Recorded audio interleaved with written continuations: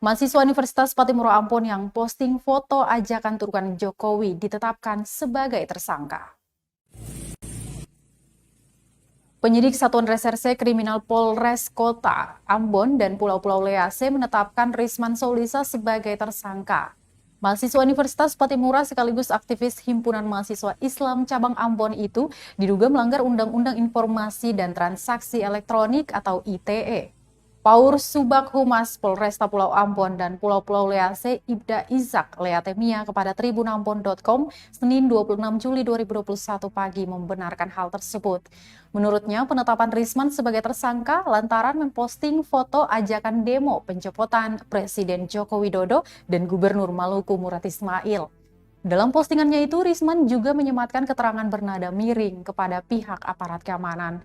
Risman dijerat pasal 45A ayat 2 dan pasal 45 ayat 3 Undang-Undang Nomor 19 Tahun 2016 tentang perubahan kedua atas Undang-Undang Nomor 11 Tahun 2008 tentang informasi dan transaksi elektronik. Pasal tersebut memberikan sanksi kepada pelanggarnya hukuman penjara paling lama 6 tahun dan atau denda paling banyak 1 miliar rupiah. Risman telah didampingi tim kuasa hukum dari Lembaga Bantuan Hukum Pemuda Muhammadiyah Maluku and Associates.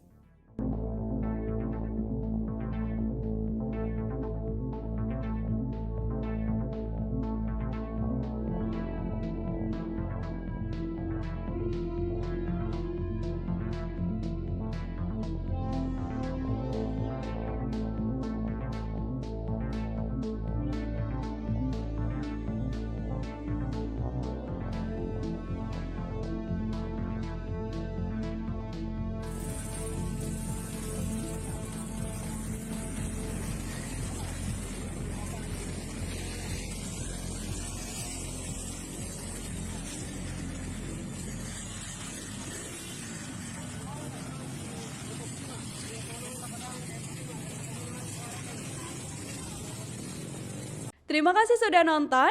Jangan lupa like, subscribe, dan share ya.